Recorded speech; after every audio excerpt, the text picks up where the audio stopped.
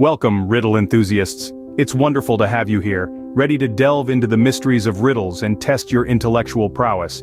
Prepare your minds for an exciting, thought-provoking challenge, a puzzle that will tease your gray cells, engage your wit and paint a picture of mystery in your imagination. Now let's on this intellectual journey. Here's the first riddle. Listen carefully. I speak without a mouth and hear without ears. I have no body, but I come alive with the wind. Intriguing, isn't it? A conundrum that stirs the mind and sets it on a curious path of discovery. What could this possibly be? An entity that lacks physical existence, yet holds the power to speak and hear. It's a paradox that intrigues, confounds, and excites all at once, doesn't it? Take some time, let your mind wander and ponder. Let your imagination swirl with the wind, dancing in rhythm with the whispering breeze. Let it guide you through the landscapes of possibility, weaving through of the known and the unknown.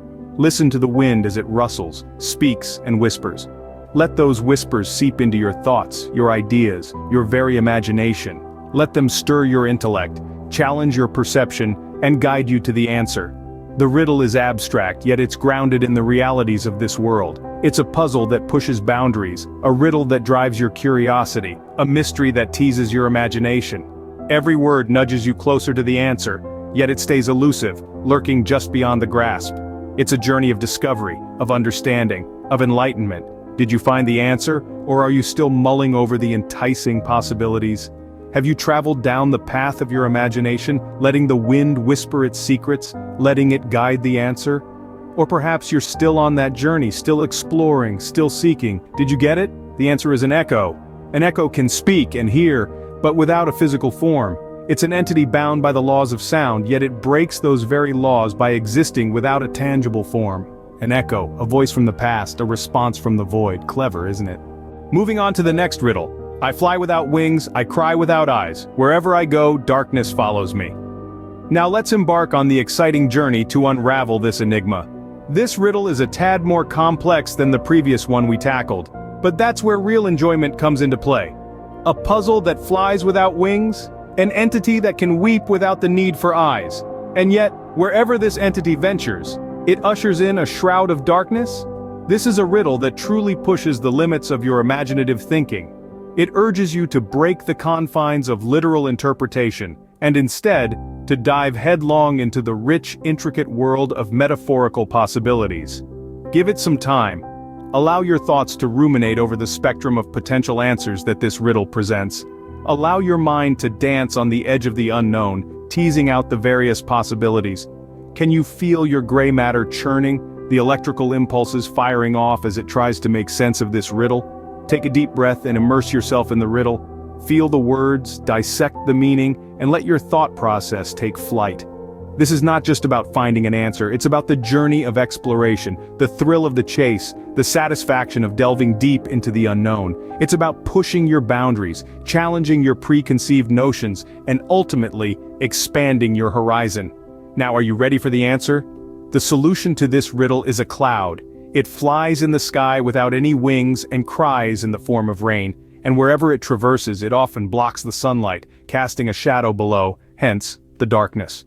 A rather straightforward answer to a seemingly complicated riddle, but isn't that the charm of it all? The simplistic beauty of complexity, the joy of discovery, the sense of accomplishment. And now, for the revelation. The answer is a cloud. It flies and cries or rains, and wherever it goes it can block the sunlight, causing darkness. A simple answer to a complex riddle, but that's the beauty of it, isn't it? Now, for the third riddle. I have keys but can't open locks. I have space but no room. You can enter but can't go outside. Pause for a moment, reflect upon it. This third riddle may appear inconspicuous, but it is indeed a step up in complexity from the previous two. It is a perplexing riddle, one that is to put your mental acuity to the ultimate test. It references keys, but don't be fooled. These are not the kind that open locks or doors. They hint at something else entirely, something unique, something familiar yet elusive. It speaks of space, yet this space is unlike any room you've seen before. It's not a space where you can lounge around or place your belongings. It's a space that is there, yet not there. An enigma, if you will. It invites you to enter, but once you've stepped in, there's no stepping out. Does it perplex you? Perhaps it's a place that, once you enter, engulfs you in its world, not letting you go outside. Or maybe it's a concept, an idea that, once understood, cannot be unlearned. The riddle is challenging, and it's meant to be. It's meant to provoke thought, to stimulate the mind, to push you outside the box. So take a moment, absorb the riddle, let it seep into your thoughts, let it challenge your perceptions, let it marinate in your mind, allow it to tease your intellect while you ruminate on the possibilities. Ask yourself, what could possibly have keys but not open locks? What entity has space but no room? What is it that allows you to enter but is devoid of any exit? What is this singular object that possesses such paradoxical qualities? Is it an idea, or is it something else entirely? A concept, a notion, a paradigm? Take a deep breath and ask yourself once more.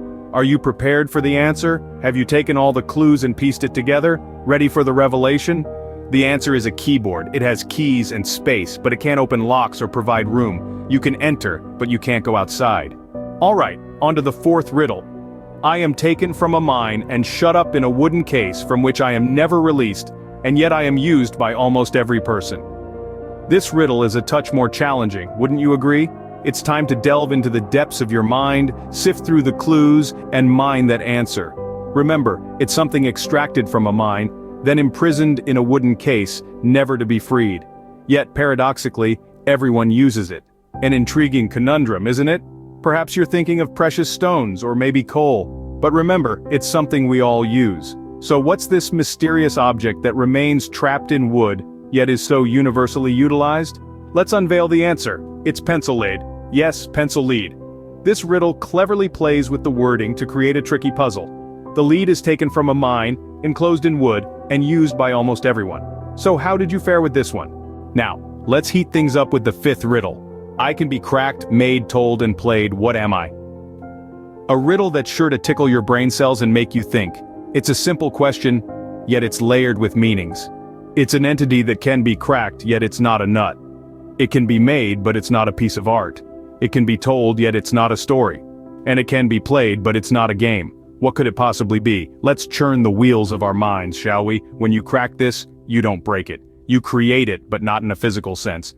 You narrate it, but it's not a tale. And when you play it, you don't need a board or a console. Ready for the revelation? Here it is. The answer is a joke. It can be cracked, made, told, and played. Did you get it right? Let's move on to the next one, shall we?